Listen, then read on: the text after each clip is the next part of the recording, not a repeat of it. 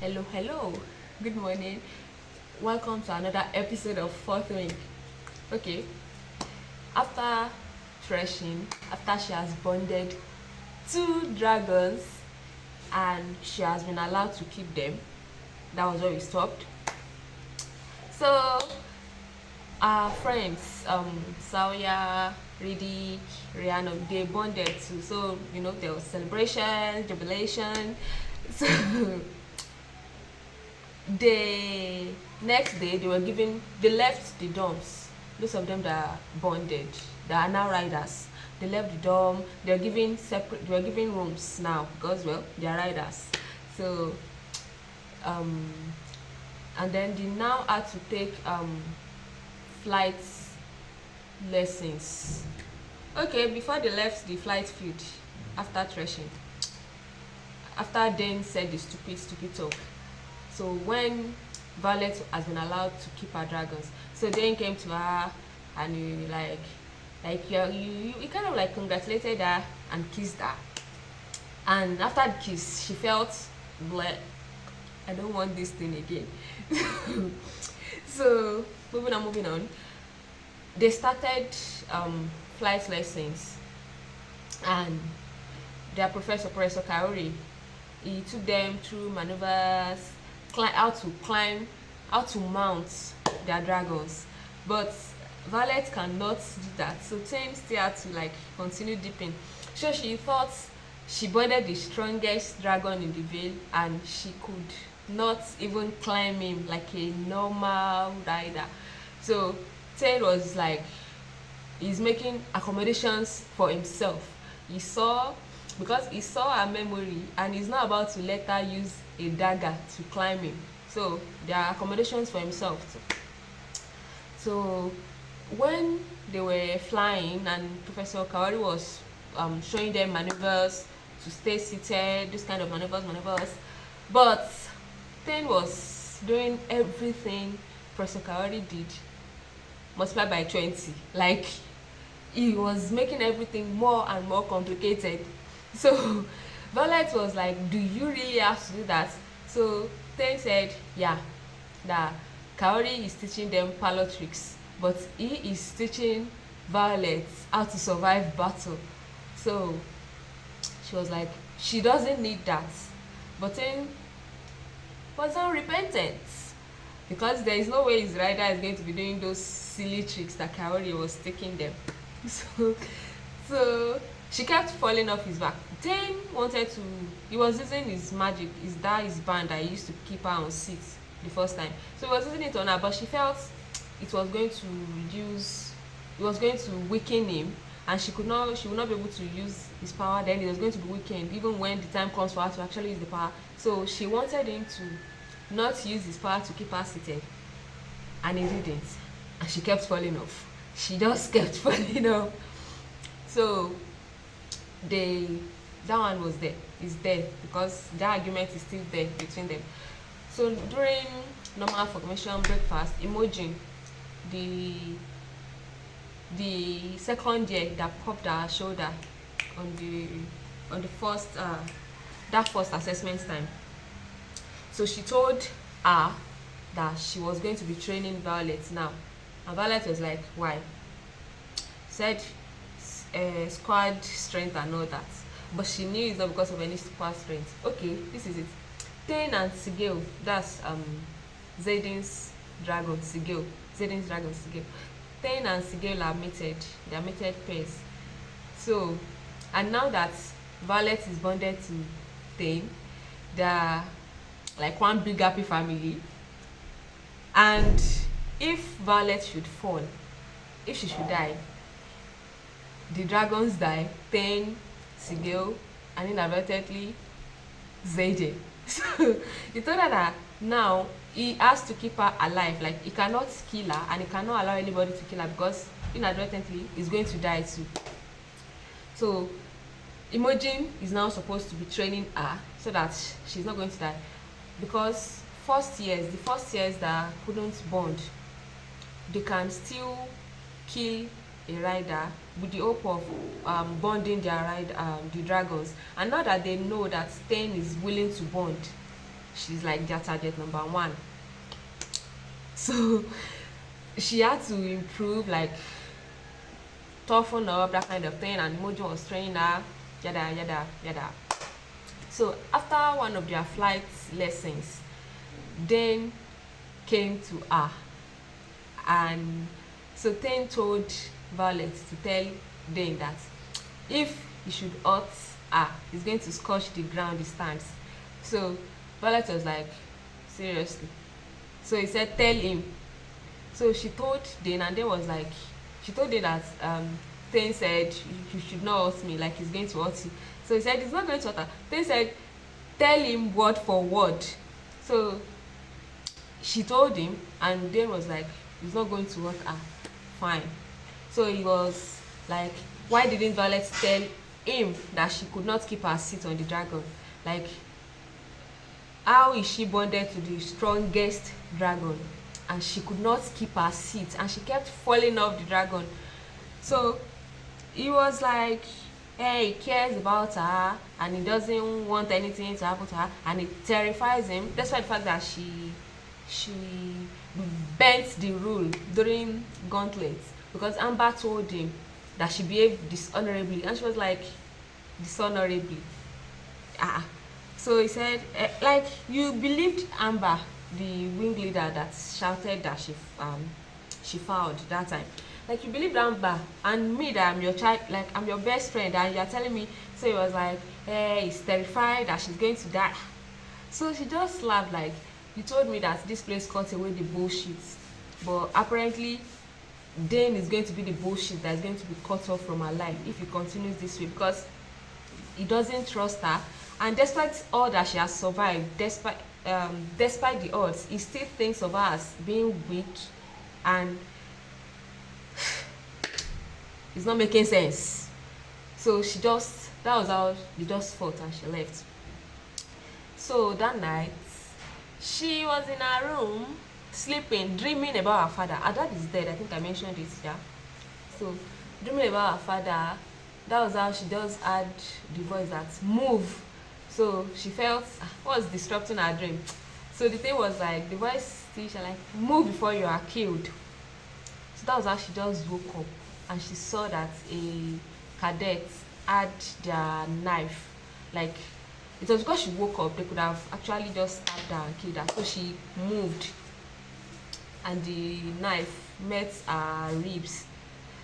So she was able to roll away, pick up her dagger, and then she saw that there were like 9 or 8 cadets in her room, those ones that were on bondage, and they are here to kill her. And she saw somebody run out of her room and lock the door. So she was like, fine, so there's no way for her to get out. So she thought maybe she could go out through the window, and Tane told her that no, she cannot, because it's too high and he's not going to get there on time to catch her, so she's just going to die. Fine. So the cadets that were left and were like, kill her so that he can bond. That means they were there for Tane, because if they kill her, that means Tane is open and you can bond another person. So Tane was just telling her like she can hold on, she should like just keep holding on until he's there, like, ooh. So he told her that he's almost there. She was thinking, ooh. So she was able to injure some of them, but Oren, the stupid Oren that fainted during threshing, so he got her, and he already had her in a chokehold and had his knife to her throat. That was when Andana woke, a second dragon. So, and she was like, mine. So she screamed mine. That was how time stopped, like literally time stopped. And she was, so Andana told her like, go, she cannot hold it for long. So she moved out from that hold. Zedin was already at her door. Like he was already there. So she moved away from Warren, moved towards the door before Andana released the time again. So when Zedin, he saw her, when he opened the door, he saw that Oren had this knife at her throat. But when the time paused, he moved away and she was closer to Zedin. So when time resumed, He looked at her like, mm-mm. So when those other cadets saw that Zayden was in the room, they were like, they dropped their weapons, and Zayden was like, you think dropping your weapon is going to make me not kill you? So he just things monitoring Zayden's signet is shadow. He's a shadow wielder. So he released the shadows, and he used the shadows to kill the other cadets. The other cadets, they were in the room, like the 7 of them. These shadows to strangle them. Now it's not remaining only Oren. So Oren was not like, he's just trying to strengthen the wing. And Zayden, of all people, should understand and should even commend him for trying to kill Violet, because he has more reasons to even hate Violet. So Zayden was like, Violet should have killed you during threshing, but him, he doesn't have any regard like that, so he's dead. So he killed Zayden killed Oren before Gary, that's Zayden's best friend, and Bodhi, his cousin, Zayden's cousin Bodhi, they came. So Gary was like, you didn't even leave any for interrogation. So I was like, there is no need for any interrogation. Like, so Bodhi was like, okay, so we are on cleanup. Said, yeah, they should dispose the bodies. So those guys, they carried the dead bodies with other marked ones. They cleaned the room of those people, and they left. So Zayden was asking her if what happened, like, okay, where is she at? Can she walk? That kind of thing. And she said, yeah, she's fine. So fine. So he just grabbed her cloak. Let's go. Where are we going? Let's go. So he took her to the flight field. So the dragons, Ten, Sigel, and Andana. So they came. So Andana was really worried, like, are you alright? That kind of thing. So she was like, yeah, she's fine. She just had a bruised rib. So that's how Zayden just faced it, like, which power are you fucking channeling to her? And Tay was like, he can channel anything he wants to his rider, so he should mind his fucking business. Said no, like, it is his business if that power can get him killed. So what the fuck are you channeling to her? So Violet told Tay, like, he should not scotch Zayden, he's just anxious. So Sigel was like, yeah, I agree. So Violet was shocked, like, I can hear you, because the rule is no dragon can talk to a rider that is not theirs. Like, you only talk to your rider. So how come I can hear you? So Zayden was like, it's part of the whole mates bond stuff. Sigel and Thane are bonded, they are mated, and since they are bonded to them, they can hear each of their voices, that kind of thing, and they can talk to each of them, even though they are not bonded to them, that kind of thing. Okay, fine. What happened? So he was like, Zayden was like, if you had gotten there like few seconds later, Violet could have been dead. So Thane said, it seems like you were ended few seconds, so you need to know what happened. So, and then I was not like, okay. So Sigel said, let's give her a chance to explain. So that was when Andana now said, the first rule they were taught is that nature likes all things in balance. So, or maybe it was like feather tails should not bond, or maybe the first rule was where to find the sheep, but she likes the goats better. So Violet was like, said feather tails are prevented from bonding. Like, the major reason they are prevented from bonding humans was because they can directly give their gifts to their riders compared to the grown dragon. So Violet was like, what's now the difference? Like, that's what Thane will have done to her too.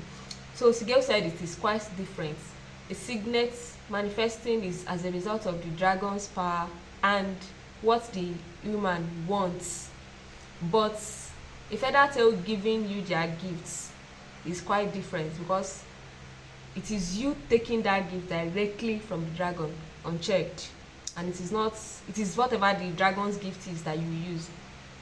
So she was like, okay, wait, and Dana is still a baby. So like, you let a baby bond. Thing was like, it is not his fault, like it is not his fault, and Dana was not listening to anybody. So Sige said if she had known that Dana was going to bond, she could have objected to her right of benefaction, but nobody can stop Dana from doing anything that she wants. So Zedi was like, wait,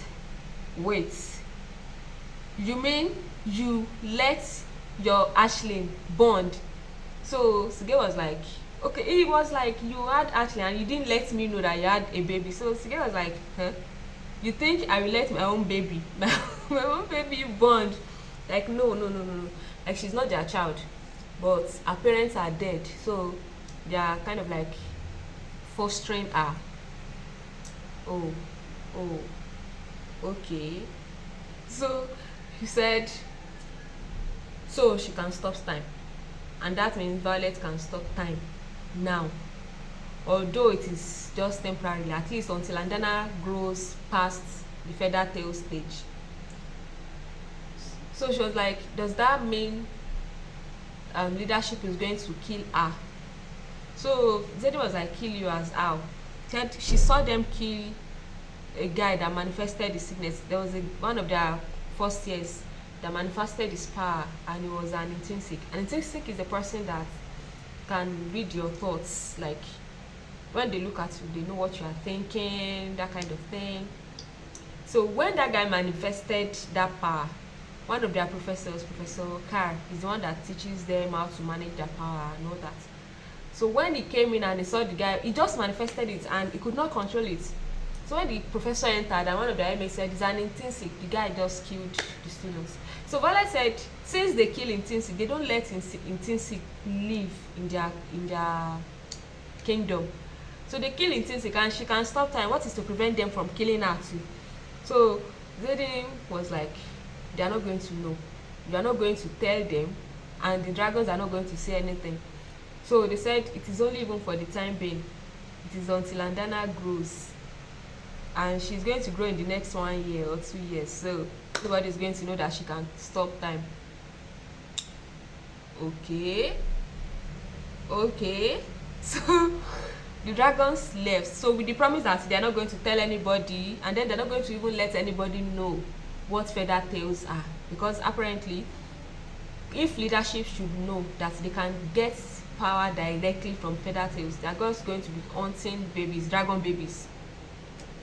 So they left, and when they were going, Zedin asked her, because their rooms are always locked and warded, so there had to be somebody that opened that door for those cadets to enter. So who was it?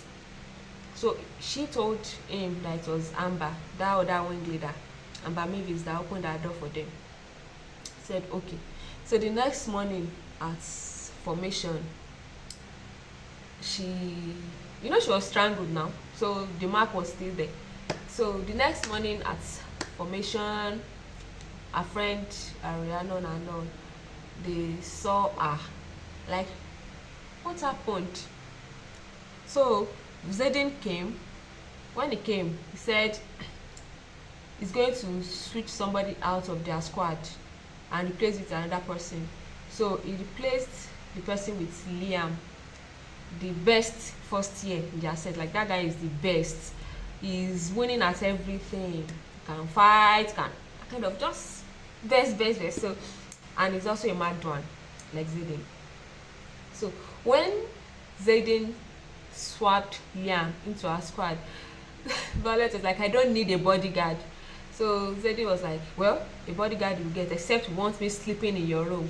And since they are in different here, he cannot be monitoring her at every time. So the only option is for Liam to be with her, to be her shadow. Simple. So said okay. So what happened? So she was trying to tell her friends what happened before leadership them fits the rad, Commander Panchek and like. So they said there is an allegation that they had to resolve. So Mwingleda Realson stepped forward. So Realson, that's Aiden, said last night a rider was attacked in our room, and which is a breach of the codex. So he is accusing Amber Mavis of opening Violet's door for other cadets to enter and kill her. So Amber was like denying it. No, there's no reason for her to open the door for them. Like Zayden is trying to get her because her parents didn't support Zayden's father. So now he's trying to get her. You don't even say anything. Guy, defend yourself. Me, I'm not, I don't have time for any petty fights. So there was really like no concrete evidence except word of mouth, which Zayden is defending that she was the one that opened Violet's door. So when that happened, everybody in the quadrants were like, you know. So when Dane had that, what he did was he now turned back and told Violet like Zayden is lying against Amber, so Violet should go up there and defend Amber. Like Violet was like, guy, I was there, I was one attacked. Said yeah, like Zayden is lying, so our wing leader is lying, but Amber is not lying. Like she was one that was hurt, and you are telling her to defend another person. So then said she should give him her memories. You know, I said he has retro recognition. You can touch your face and see your memories. So he tried to touch her, and she was like, if you touch me. So Dragon 10, the other wing leaders, dragons, they also came.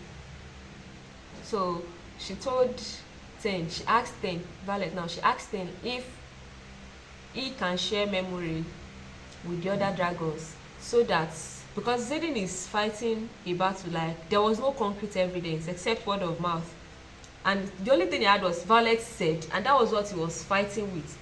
So she asked them to share the memory of last night so that the other dragons can see it and it will be obvious to the other riders, because when the dragons sees it, they will share it to their riders too, and they will see that actually Amber was wrong. So Ten said, yeah, it can be done, do it, show them just that part.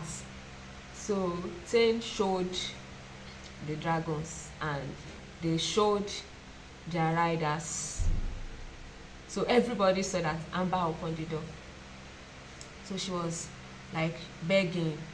So the other wing leader, there are 4 squads. So the other wing leader like, Amber is wrong, like she's guilty, and by their rule she's going to be dealt with fire. So they just moved back. When everybody moved back, that was when Violet realized that okay, wait oh, I didn't have this in mind. So she just turned to Ten like, Ten, you don't have to do it. So Ten said, you left an enemy at your feet, and that almost cost him his life, and he's not going to repeat the same mistake again. He's not going to let it slide. So that was how I just burnt Amber.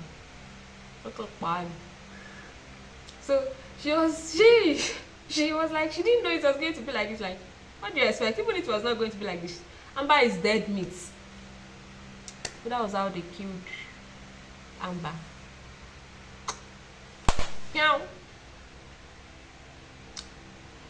Questions will be entertained in the comment section. See you next time.